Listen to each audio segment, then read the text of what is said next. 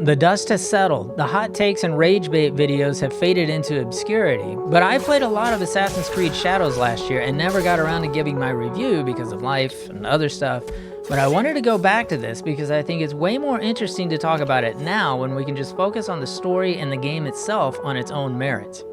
I'm a stealth goblin who's been sneaking around in games since Metal Gear Solid reinvented the cardboard box back in the 90s. And also, sometimes I just want to swing a giant sword through a group of dudes like I'm breaking open a piñata filled with bad decisions. Assassin's Creed Shadows finally lets you pick your poison, and trust me, both are lethal. But do the two playstyles mashed together make a good game?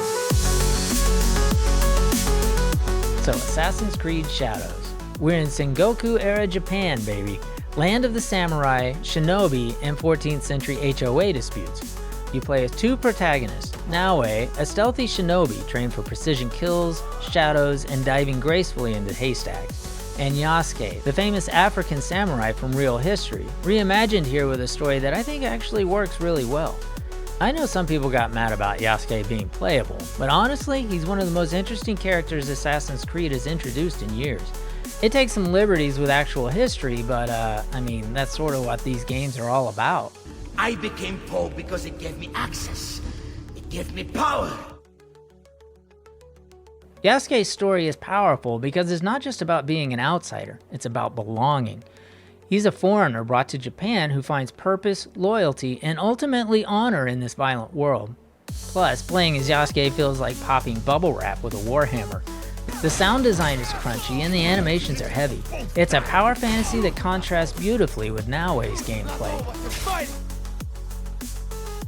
Speaking of Naoe, oh man, this is my jam. She's fast, fragile, and feels dangerous in a way that rewards patience. The stealth mechanics are buttery smooth and the movement is fluid. The game absolutely gets that feeling of being a ghost in the rafters. Her combat is fast and agile, and if you get caught in head-to-head fighting, you need to parry and move a lot because she can't take a lot of hits. She's way more effective popping out of a bush or dropping off a rooftop, and I wouldn't have it any other way. Visually, this game is very beautiful in both its detail and its grand scenery. Ubisoft's art team has always been top tier, but Shadows is operating on another level. It often feels like playing inside a screensaver.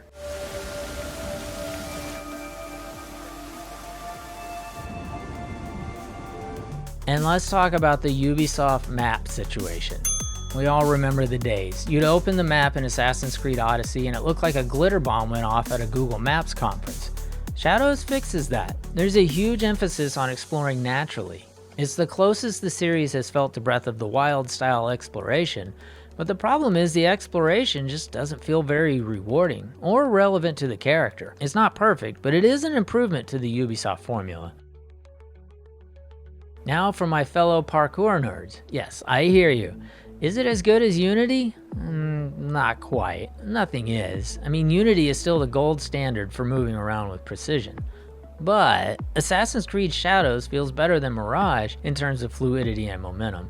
Climbing feels purposeful. The animations have weight, but don't get in your way. Plus, Naoe gets some genuinely cool tools like the grappling hook that can make traversal fast and stylish.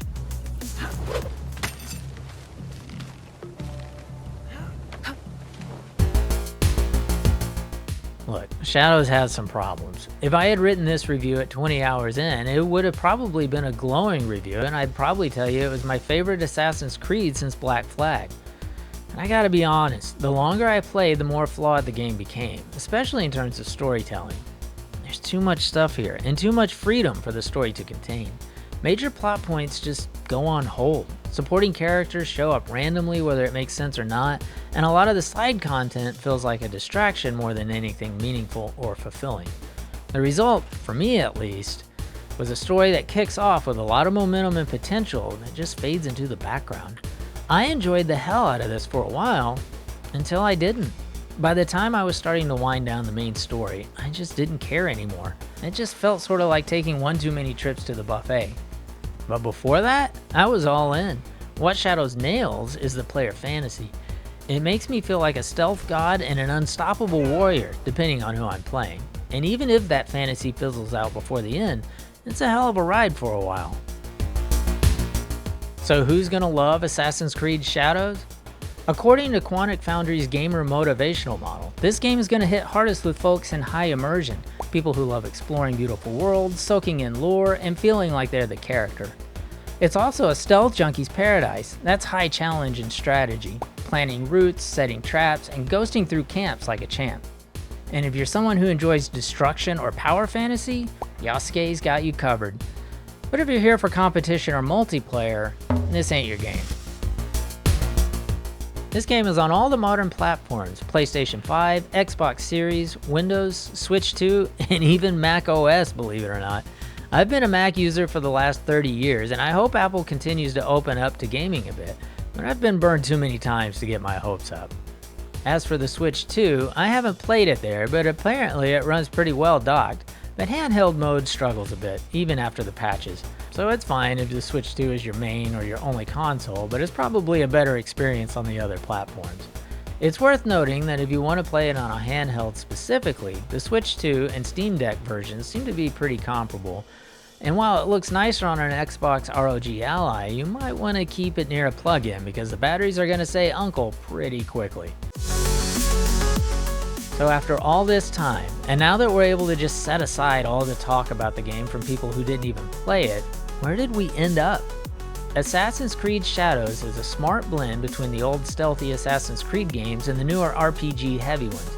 It's an olive branch to stealth fans, a playground for power fantasy, and a beautiful world that respects your curiosity, if not your time. Eventually the blades start to go dull. It's a great game out of the gate, but for me the game keeps going long after the thrill of killing is gone. I still give it a thumbs up and recommend it, just know what you're getting into. Are you curious about how this game stacks up to Ghost of Yotei? Check out my video on that for a comparison of storytelling and open world design. And if you enjoyed this review, feel free to stab that like button from the shadows and subscribe for more reviews and ramblings from your friendly neighborhood stealth goblin.